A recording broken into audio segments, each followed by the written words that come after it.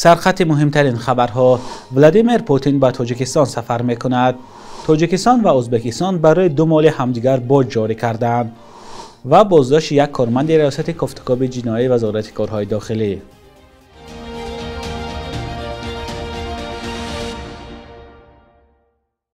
سلام بینندگان عزیز، هفته نو را برای شما شاد باش میگویم. برنامه نوید بامدادی است با تازه ترین خبرهای تاجیکستان و جهان. امروز 21 ایول سال 2025 است.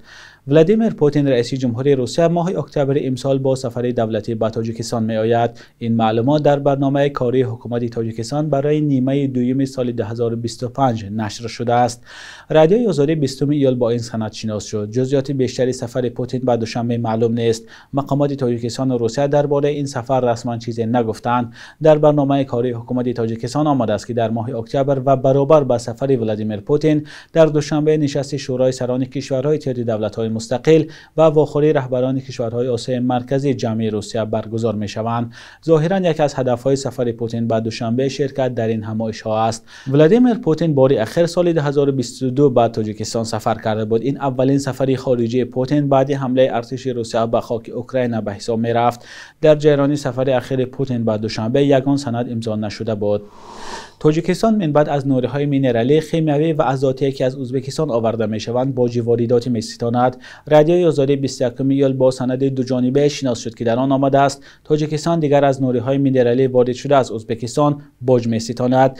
در این سند گفته نشده است که گرفتن باج از نورهای مینرالی ازبکستان از کی آغاز می شود و حجم آن چقدر خواهد بود. در سند یک علاوه دیگر هم هست که من بعد ازبکستان هم از سمنت تاجیکستان باج گمرکی می ستاند. خبرگزاری از پلاس ماه نوامبر سال 2024 خبر داده بود که اگر تا اول ماه نوامبر گمرک ازبکستان از هر تن سمنت تاجیکستان $35 باج میگرفت، پس حالا از هر تن $300 طلب دارد. خبر جاری شدن باج برای نوریهای مینرالی وارد شده از ازبکستان برای دهقانان تاجیکستان میتواند خبری ناخوش باشد، چون تا این دم یک قسم نوری مینرالی از ازبکستان آورده میشد و با جاری شدن باج میتواند نرخ آن بالا رود.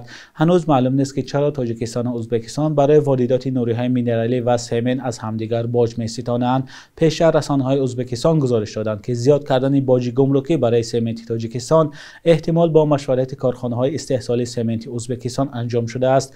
تاجیکستان یکی از انتقال دهندگان اساسی سمنت به ازبکستان به حساب می رود. بینندگان عزیز، در این قسمت برنامه می خواهیم نظر شما را در یک موضوع پرسیم. شروع از امروز تا 8 آگوست وزیران و رئیسان کمیته‌های دولتی به سوال‌های خبرنگاران پاسخ می‌دهند. اگر شما هم به یگان وزیر یا مقامدار سوال مهمی داشته باشید می توانید در زیر برنامه نویسید. ما کوشش می‌کنیم که سوال شما را بپرسیم. آژانس ضد فساد تاجیکستان از بازداشت یک کارمند ریاست کافتکاب جنایتی وزارت کارهای داخلی خبر داده است. به اطلاع این نهاد نعیموف قصداً و با مقصد به دست آوردن فایده مفت در اساس مصلحت پیشکی با یکجان شریکان جنایت پیشه خود از نزدیکان 2 بازداشت شده 305,000 سومانی پاره گرفته است. آژانس ضد فساد میگوید که نعیموف و شریکانش نزدیکان این 2 نفر را با آن ترساندند که نسبت خویشاوندانشان با اتهام خرید و فروش مواد مخدر پرونده میکشند. حالا که به اطلاع آژانس ضد فساد کارمند ریاست کافتکاب جنایی میدانست که نسبت شهروندان ام و فر یگان سندی سنجشی وجود ندارد. آژانس گفته است که نسبت نعیموف و دیگران با اتهام قلابی در حجم کلان و برآمدن از حد وکالت خدمتی پرونده کشیدند، اما مقامات درباره دیگر بازداشت شدگان معلومات ندادند. آژانس ضد فساد میگوید که پرونده این نفران را به دادگاه ارسال کرده است. فساد یکی از مشکل‌های اساسی در تاجیکستان گفته می شود. سالهای اخیر پرداخت‌ها در تاجیکستان آنلاین صورت می‌گیرند. عین زمان این امر شاید برای گروهی از آدمان به ویژه پیرانسالان که با فناوری‌های نوین زیاد آشنا نیستند دشواری‌ها دارد. بعضی ساکنان میگویند که سرعت اینترنت خوب نیست و در همه جای نمی‌شود آنلاین پرداخت کرد. همکاری ما امیر یوسف از ساکنان در خیابان‌های دوشنبه پرسید که پرداخت‌ها را با کدام شکل انجام می‌دهند. نظر ساکنان را با هم ببینیم.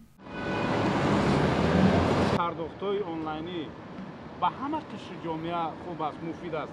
یعنی که با پیرانسالان، جوانان همه پرداخت‌های آنلاین خطی. مثلا چی را پرداخت میکنین آنلاین؟ پول سبد، مثلا پول آب همه چیه؟ پرداخت آنلاین خطی. مشکلی نیست. سیستم خوب کار میکنه. 100%. نقصه تستر ای خونه کارت بود میشد مثلا یگان کس سوم روان کنی. نقصه به فکری من. البته مفید است. چی برتری داره؟ برتری آن است که مقصد عمل کورپسیونی از بین می رود داد و گرفت.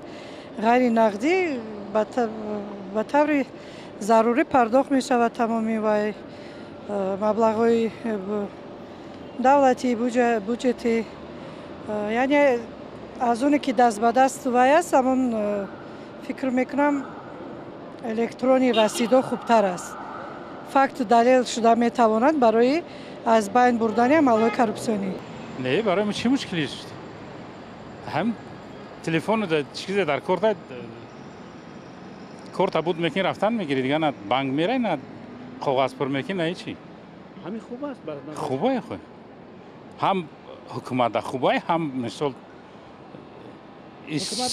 اسراف نمیشه و همون جای در کاریش هم پول میره و پیش کاغذک در می نوشتنش مشخص پرداختن نالوگ اندازه خانه را پرداختن میشود در تمام مغازه مرکزهای مثال دلخو بالانسا مثال میریم بالانسا هم پرداخت میکنیم آنلاین پرداخت شده سمارت پی قطعی در همه جاز آنلاین پرداخت جا شده پرداخت الکترونی همین مشکلی هم که سکورز اینترنت سیستم کمک میچسبن برای همون یک خیلی وقت دوشنبه بیستی کار نمیکنن با اینترنت هم چون هم ضایقت هم میکنن سیس کار میکنن حالت ها میشه بعضی حالت ها میشه که مثال پرداخت ها نمیگذره کم در وقت میشه مثال اگه همون حمل الکترونیکی که کارهای تکنیکی میگذرونن یه حالت ها پاوز میشه مثال نمیگذره بعد مهلت با پرداخت میشه نه ای سبب که کارهای تکنیکی میگذرونن نه که بسیار امنو 150 200 تومه همش از کار رسقتی میگذرنده بس 150 تومه داشتم 200 تومه کردم بعد 200 تومه میگافون 300 تومه دام گذاشتم سکور روز یخیدم خیلی وقتی که سویت میکشم پرابلم میشه با آدم باید خیلی برای استراخوفکای خودش یه جو زپاس داشته باشه پیرانسالوز ناز نمیفهمن اینترنت آنلاین باز همین ملادیج هم ناز نمیفهمن اكو پیرانسالایی که سفر میرن خود شرط نیسته که پلیس به خودش تو فرزندش میتوخه کسی یاردمش میکنه برای این بیشتر کارهای فرماندهی سمینار و مشورت ها بین جامعه گذراندن در کار برای بلند برداشتن معرفت حقوقی شهروندان و معرفت همون طرز استفاده بردن درستی تکنولوژی معاصر.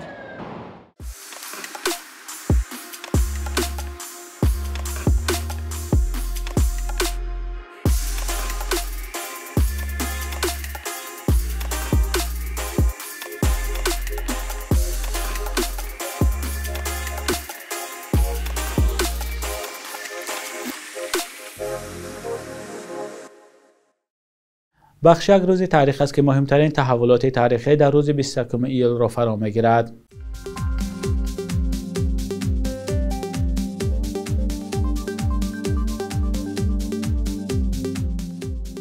ایول سال 2014 شهرت قدرتوف بازداشت شد.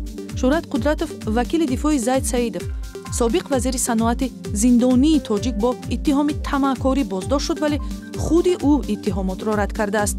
او را به 9 سال زندان محکوم کردند و بر اساس قانون او بعد 4 سال حبس آزاد شد. قدرتوف که از نظر حامیان حقوق چون زندانی سیاسی انتقاد شد، بعد رهایی از زندان ترک تاجیکستان کرد. 21 ایول سال 2011 مجلس ملی به کودکس جنایی تغییر و علاوه وارد کرد که برای سازمان دهندگان و فعالان نمایش‌های اعتراضی بدون اجازه از 2 تا 5 سال زندان تهدید می‌کند. این کاری پالاتای بالایی پارلمان همچون اقدامی غیر دموکراتی و محدود شدن حق شهروندان به اظهار نظر انتقاد شده است. 21 ایول سال 2017 مقامات وزارت فرهنگ تاجیکستان گفتند که به خاطر جلوگیری از بیگانه پرستی ساکنان قالب و شکل‌های لباس ملی را تهیه دارند.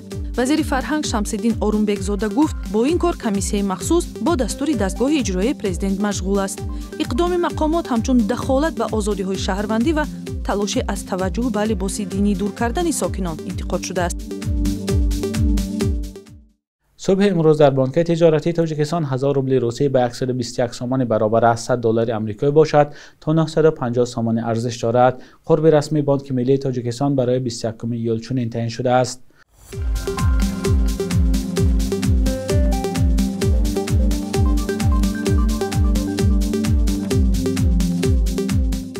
بینندگان عزیز، به پایان برنامه نوید بامدادی رسیدیم. تشکر که با برنامه‌های رادیوی آزادی هستید. خدا نگهدارتان.